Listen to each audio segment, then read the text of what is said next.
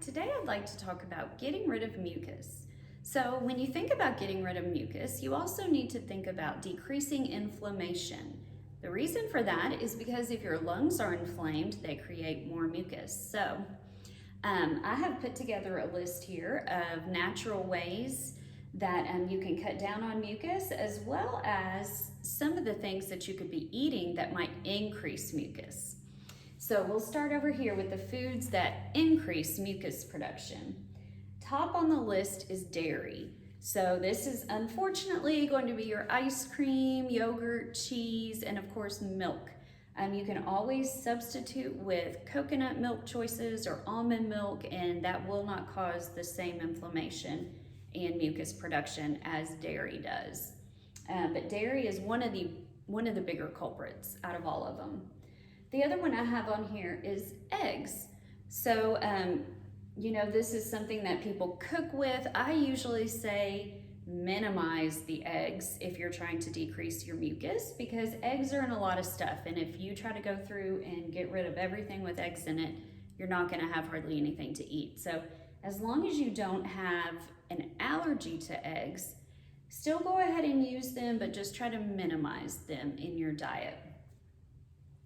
Next on here is processed meats. Now, this is going to be any of your hot dogs, the meats that you get, a lot of the meat, the packaged meats that you get, not all of them are processed, but most of them are. And then below that, we have the processed sugars. So this is going to be your cookies, cakes, cupcakes. So there's a lot of stuff on here that I'm sure people do eat on a regular basis, myself included. But if you are struggling with mucus, I highly recommend that you try cutting everything out for a couple of weeks just to see if it helps you, because more than likely it will. Now, I also have 4 foods on here that can decrease mucus production and decrease inflammation. So these are things that you want to add to your diet if you have trouble with mucus. Top on the list, omega-3 fatty acids. That's going to be your salmon, your tuna, mackerel, as well as walnuts, and some other nuts have that omega-3 fatty acid. So that's a good one to start with. Then just simply lemon water. Water helps to thin mucus out. The lemon's gonna help break the mucus down and thin it out also. And then it helps with inflammation. So lemon water, perfect. Below that, garlic. So just cook with more garlic. I love garlic. I use it almost every single day. So just find different ways to add it to your diet.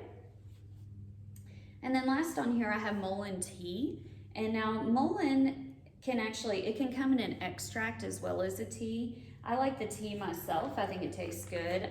I have this tea here from the Herbal Tea Therapy Company, and it's really yummy. And this is an herbal detox tea. So it's Mullen tea, but it also has ingredients in it that are going to cut down even more on inflammation and help to cleanse your lungs a little bit. So this is something great to add every day.